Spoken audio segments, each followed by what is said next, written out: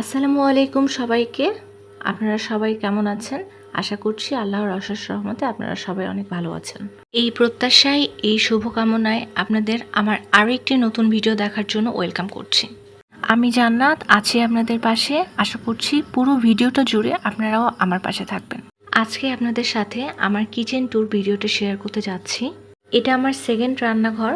আমার আরও একটি রান্নাঘর আছে যেখানে আমি রেগুলারলি রান্না করি। এখানে তেমন একটা রান্না করা হয় না। দেখতে পাচ্ছেন রান্নাঘরটা একদম খোলামেলা বা ফাঁকা, তেমন একটা সাজানোও হয় নাই, ডেকোরেশনও করা হয় নাই। তো আপনাদের কাছে ভিডিওটি শেয়ার করার একটাই কারণ যে এখানে আমি নতুন ভিডিও করার জন্য যেসব রান্নাগুলো করি এখানেই রান্না করব এখন থেকে।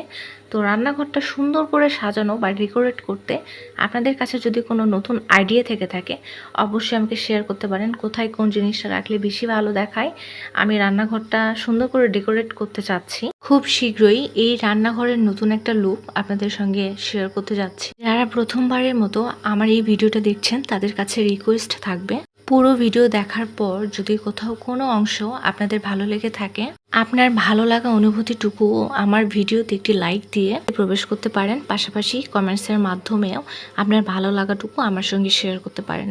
আর ভিডিওটি দেখার পর যদি মনে হয় আমার এই পেজে একটা ফলো দেওয়ার যোগ্য, তাহলে আমার পেজে একটা ফলো দিয়ে আমার পরিবারের সদস্য হয়ে যেতে পারেন।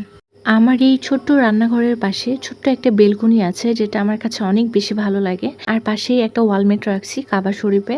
আর বিশেষ করে এই জায়গাটা আমার সবচেয়ে বেশি পছন্দের, যে বিকেলবেলা চা নাস্তা করার সময় এখানে বসে থেকে চা যখন খাই তখন দক্ষিণা হাওয়া যখন এসে গায়ে লাগে, অন্য একটা ফিল আসলে মনে হয় যে অনেক ভালো লাগছে, মনটা অনেক ভালো হয়ে যায়। আমি পুরো রান্নাঘরের লুকটা আরেকবার দেখিয়ে দিচ্ছি আপনাদেরকে। চেষ্টা করব এই রান্নাঘরটা একদম মনের মতো করে সাজানোর জন্য। আর কোথাও যদি কোনো কমতি থাকে বা যদি কোনো কিছু অ্যাড করাইতে হয় বা আরও বেশি ভালো লাগে, তাহলে সেটা আমার সঙ্গে অবশ্যই শেয়ার করবেন আপনারা।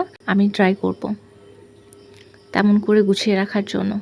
আমার মনে হয় একটা গৃহিণী বা একটা মেয়ে মানুষের জন্য, মানে বিবাহিত জীবনের পর তার এই রান্নাঘরটা হয় সেকেন্ড রান্নাঘর, যেটা তার কাছে সবচেয়ে বেশি পছন্দের হয়। ভিডিওটি আজ এখানেই শেষ করছি। সবাই অনেক ভালো থাকবেন, সুস্থ থাকবেন। আল্লাহ হাফেজ।